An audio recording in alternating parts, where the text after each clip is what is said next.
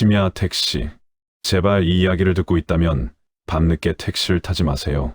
특히 비 오는 날에는. 그리고 만약 이상한 느낌이 든다면 당장 내리세요.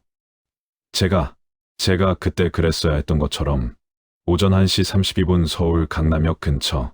회식이 길어졌습니다. 부장님이 2차, 3차를 우기는 바람에 집에 가는 게 새벽이 되어버렸죠. 지하철은 이미 끊겼고 대리운전은 1시간 대기라고 합니다. 택시밖에 없네. 비가 부슬부슬 내리기 시작했어요. 우산도 없었습니다.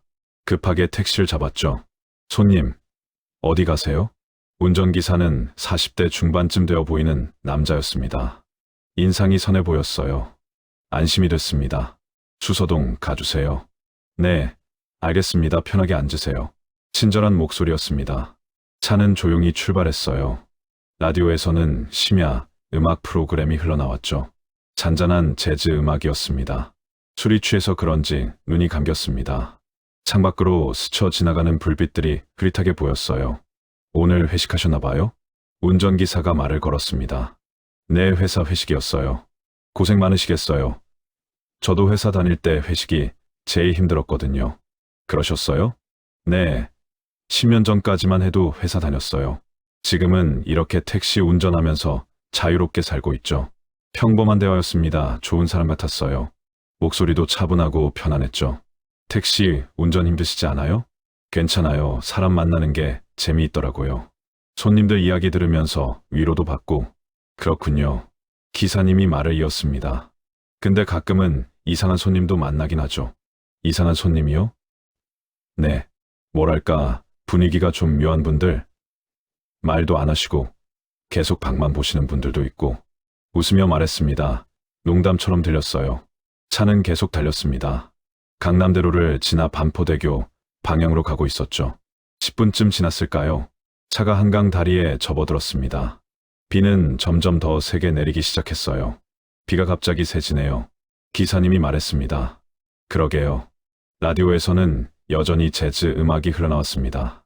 차분한 색소폰 연주였죠. 그런데 이상했어요. 기사님이 말이 없어졌습니다. 아까까지만 해도 이런저런 얘기를 하시던 분이 갑자기 조용해진 거예요. 피곤하신가 보다. 그렇게 생각했습니다. 별일 아니라고 생각했죠. 하지만 룸미러로 운전기사를 힐끗 보는데 뭔가 이상했어요. 표정이 굳어 있었습니다. 아까의 부드러운 표정이 아니었어요. 무표정했습니다. 마치 다른 사람처럼. 기분 탓이겠지. 고개를 돌려 창밖을 봤습니다. 한강이 어둠 속에 펼쳐져 있었어요. 그때 갑자기 라디오에서 잡음이 나기 시작했습니다. 지직, 지직. 기사님이 라디오를 만졌어요.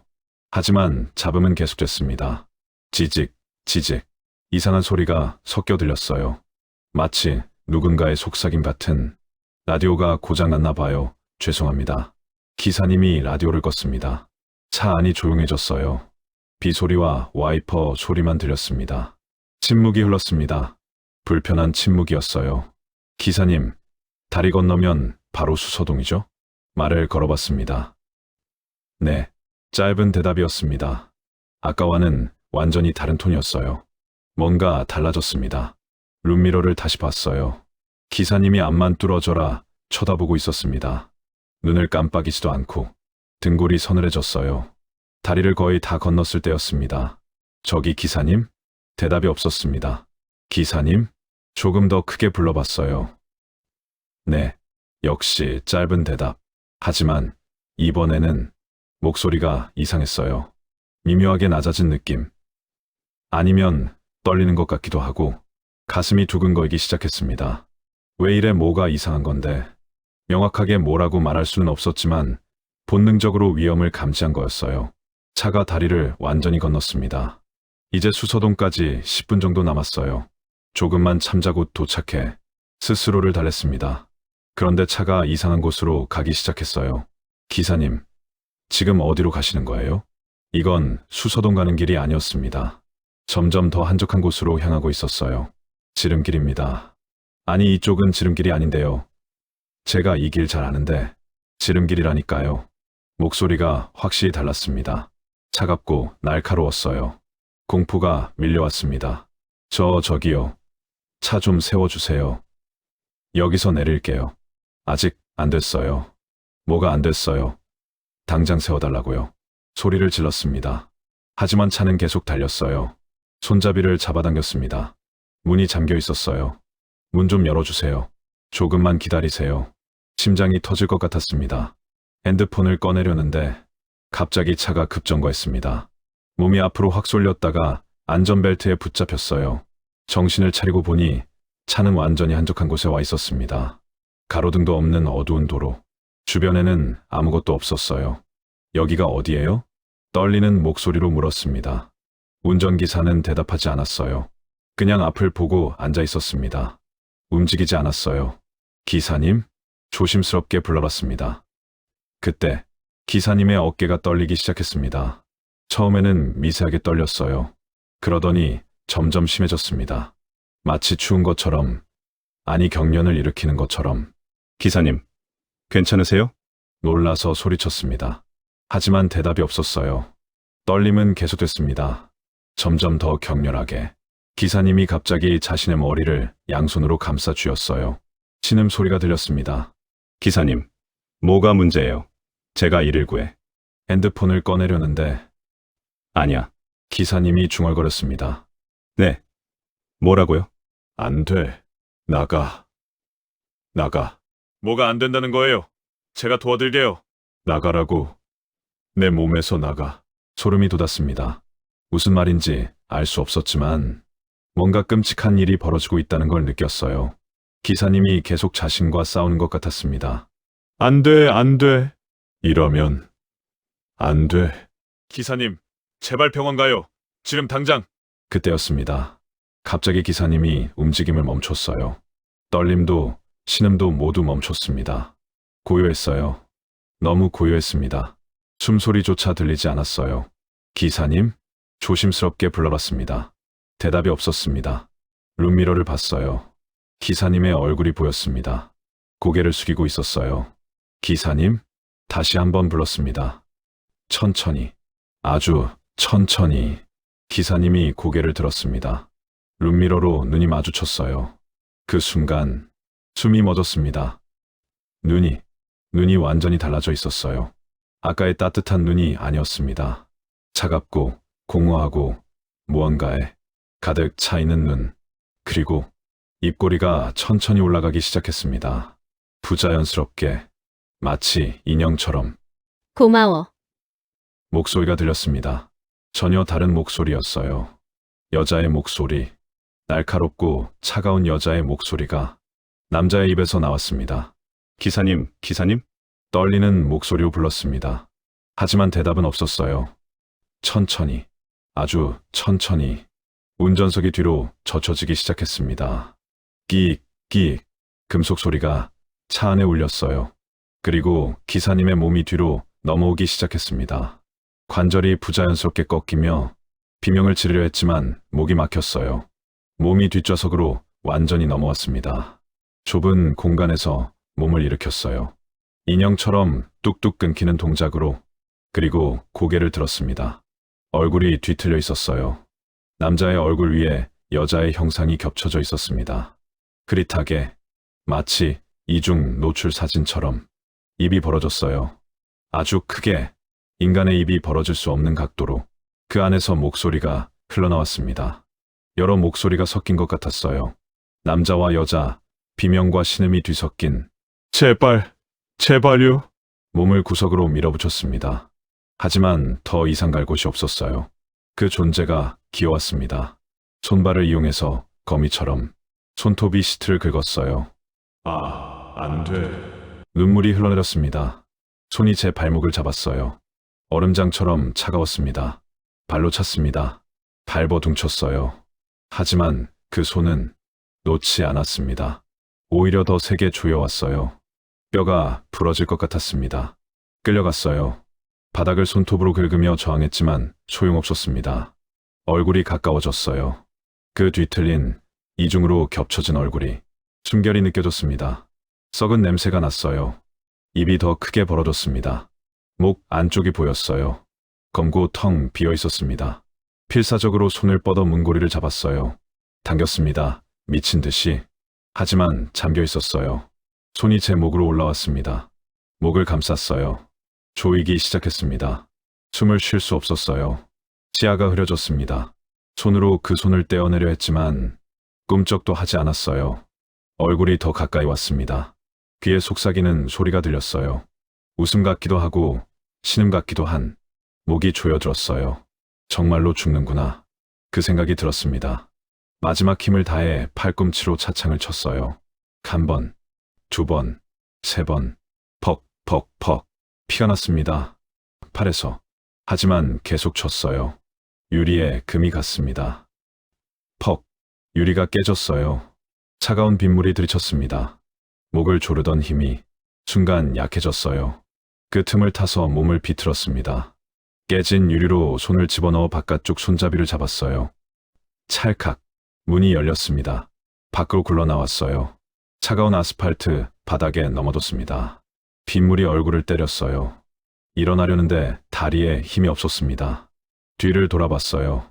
택시 문이 활짝 열려 있었습니다. 그리고 그 안에서 천천히 무언가가 기어 나왔습니다. 사람의 형체였지만 사람이 아니었어요. 관절이 거꾸로 꺾인 채 기어왔습니다. 비명을 지르고 싶었지만 목소리가 나오지 않았어요. 기어서 도망쳤습니다. 손과 무릎으로 필사적으로. 뒤에서 소리가 들렸어요.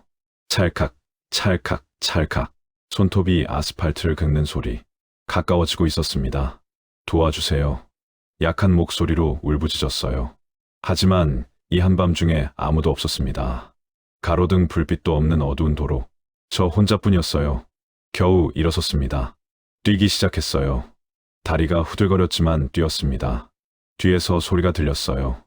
울부짖는 소리. 분노로 가득한. 돌아보지 않았어요. 그냥 뛰었습니다. 폐가 터질 것 같았지만 멈출 수 없었어요. 그때 앞에 불빛이 보였습니다. 주유소. 살았다. 주유소를 향해 달렸습니다. 거의 다 왔을 때 갑자기 등에 무언가가 달라붙었어요. 바닥에 쓰러졌습니다. 얼굴이 땅바닥에 부딪혔어요. 입안에 흙과 피맛이 느껴졌습니다. 등 위에서 무게가 느껴졌어요. 뒤틀린 손이 제 머리카락을 움켜잡았습니다. 머리가 뒤로 젖혀졌어요. 목이 드러났습니다. 신음이 나왔어요. 얼굴이 제 목 옆으로 다가왔습니다.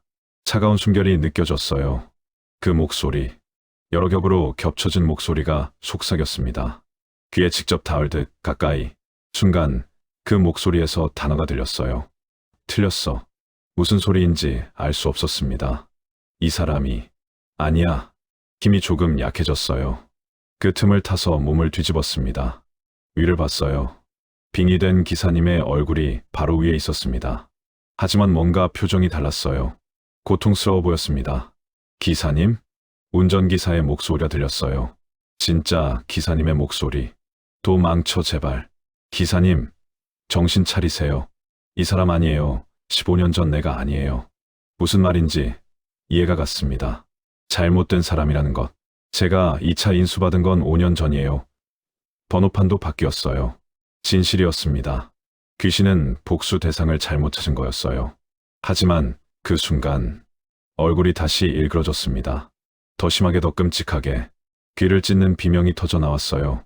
분노, 순수한 분노, 복수할 대상이 이미 없다는 걸 깨달은 그 좌절과 분노. 다 죽여. 여자의 목소리가 울부짖었습니다. 다 똑같아, 다 똑같아. 손이 다시 제 목을 향했어요. 이번에는 더 강하게. 다 죽여버릴 거야. 모두 모두. 미쳤어요. 이성을 잃었습니다. 특정한 복수 대상이 사라지자 이제는 무차별적으로 모든 사람에게. 손이 목을 감쌌습니다. 조였어요. 눈앞이 캄캄해졌습니다. 죽는구나. 그 순간 주유소에서 소리가 들렸어요. 저기 뭐야? 야, 뭐 하는 거야? 직원이 달려오고 있었습니다. 손전등 불빛이 저를 비췄어요. 순간 목을 조르던 힘이 약해졌습니다. 빙의된 존재가 뒤를 돌아봤어요. 그리고 갑자기 기사님의 몸이 쓰러졌습니다. 기사님. 직원이 달려와 기사님을 흔들었어요. 이 사람 죽었어요? 아니요, 숨 쉬고 있어요. 저도 기어가서 확인했습니다. 맥박이 뛰고 있었어요. 살아 있었습니다. 119 불러야겠다. 직원이 전화를 꺼냈습니다. 저는 주변을 둘러봤어요. 귀신은 어디로 간 걸까요? 사라진 건가요? 하지만 느껴졌습니다. 여전히 어딘가에서 저를 보고 있는 것 같은 느낌. 2주 후 기사님은 병원에서 깨어났습니다. 기억이 없다고 했어요. 다리를 건널 때부터. 의사들은 일시적 기억 상실이라고 했죠. 하지만 저는 알고 있었습니다. 빙의됐었다는 것을, 그리고 그 귀신이 아직 끝나지 않았다는 것을. 퇴원하는 날 병원 로비에서 뉴스가 나왔어요. 심야 택시 기사 폭행 사건, 일주일 새 3건 발생. 화면에는 다른 택시들이 나왔습니다. 모두 다른 회사, 다른 기사들. 하지만 공통점이 있었어요. 목격자들에 따르면 갑자기 운전기사가 이상한 행동을 보이기 시작했다고 합니다. 마치 다른 사람처럼. 심장이 철렁했습니다.